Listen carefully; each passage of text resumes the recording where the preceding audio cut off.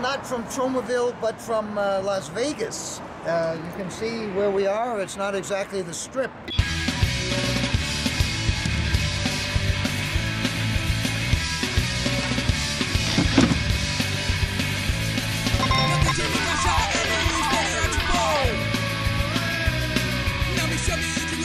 So I'm here with Mr. William Powell, who created the Sci-Fi Center. What's going on here tonight? Tonight we have you here, obviously, and we have two of your signature movies to double feature, Tromeo and Juliet, and then the original Nuke Em High. How did it happen? Back in 1994, it was basically a small comic book store, and then as things grew and progressed, and I got into more movies and stuff like that, as things evolved, and we had our shadow cast and stuff that we did with Rocky Horror, we needed a place to do it, and we just eventually built a place to do it. And from that point, we started showing movies, started showing cult movies, Troma movies, silent movies. We've done silent movies with soundtracks. We've done Nosferatu, Metropolis, A Cabinet of Dr. Caligari, Hunchback of Notre Dame. So a lot of pretty much anything Universal's put out. Fritz Lang. Fritz Lang, yes, we've done him. Let's go in. Maybe you could give us a little tour. Okay. So what? This is our main retail area. Here's all some of our comics, our brand new stuff that comes in. So it started with the comic books. Started with comic books back when I was a kid, about 18, 19 years old. Pop figures, stuff like that. Just basically anything that has to do with pop culture, science fiction, horror, fantasy. We have our little demo reel, so that pretty much plays nonstop with things to do with comic books, things to do with fantasy movies. When we're doing movie premieres or we're doing promotion like what we did for promotion for Justice League, we basically had that related items, stuff up there. Here's the second. Well, now hold on just a second. Who's that guy there? This is Stan Lee. Look at that. See? Isn't that something? Stan Lee, who created Spider-Man, found you, yeah. Right? That's pretty cool. Yeah, he created pretty much half of everything that's comics, period. That is very true. Wow, look at this. Oh, cool man. Stuff. So this is Lloyd's stuff, so if you come tonight, you can pretty much go on a shopping spree. Now, where do you show the movies? Right through here. Cool.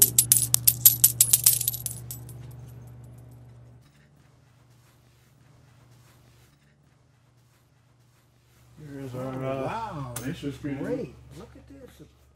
Now, was this here? This was just an empty warehouse. Built the seats. Oh, it was a warehouse. It was a warehouse. Yep, 22-foot ceilings. Built the warehouse. Built the stage.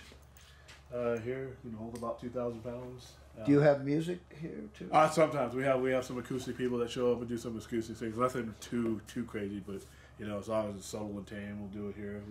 We have a group that meets every other week that comes in on our Sundays. And how many seats do you have? Right now we have 50.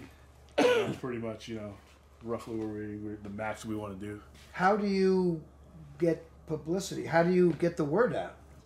We've been on the weekly. We're in the weekly a lot. I was on the cover. In fact, when you walk past that door, that's actually so the media, the mainstream media here in Las Vegas. The weeklies have been pretty fair. Yeah, they've been pretty great. fair after a while, and then we and just do a thing that other people aren't doing. And do you get enough satisfaction? I'm a narcissist, so I get really depressed and bitter, and it's hit or miss. It's hit or miss. You get upset by that? Not really, because in some ways I expect it. Because the thing about Vegas is there's a lot going on, and it's still trying to find out where its culture is. I mean, before, when I first started, there was no downtown. Downtown is where you went to get shot and stabbed. Yeah, that's right. There was no downtown. Now they totally revitalized that. That's a go-to place for people to go. So a lot of that is trendy, and this isn't trendy. How did you happen to come across Troma? Nobody's Troma movies I knew about as a kid. Toxic Avenger. Where did you see him? There was a place in Riverside County called Montclair Plaza.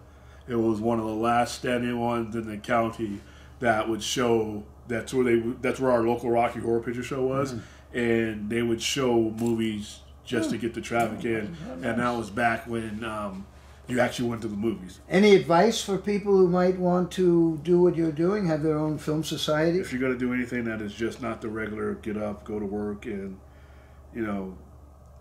be that, then take the risk, and then be willing to take the gut punches.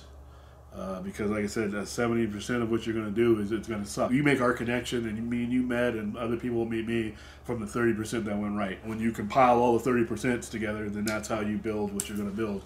And it's not going to always work out. Like I was saying, it's like a batting average. You bat 300, but if you bat 1,000 times, 300 is good. There's always going to be somebody that can outspend you, but never let them outthink you, never let them out-imagine you, and that's the only place where you can actually fail. They can never get inside your head and you know, display or do what you're doing as far as that goes. So that would be my advice. Ah, the first customer. It looks like it's Heidi Moore, if I'm not mistaken, the writer, director, producer of Deadly Dolly and Deadly Dolly, which is becoming a Troma production. Why do you come to the Sci-Fi Center? I come to the Sci-Fi Center because it's very independent. They have interesting, different types of events and shows, and it's fun. It's awesome. Look around. This place is cool. They had a Alice in Wonderland live action show. They showed the Doctor Who Christmas special here on Christmas, so I came to that. It's just something to do that I'm not going to be overcrowded. It's going to be, you know, interesting, different, not just Hollywood films. I don't really watch Hollywood horror or anything, so it's fun to come here. When I moved here, I just started lurking everybody, trying to find all the cool places to be, and this came up. A friend of mine who is from Las Vegas, when I first moved here, told me about the Sci-Fi Center. And no matter how much money a Hollywood movie spends on advertising, you cannot buy word of mouth.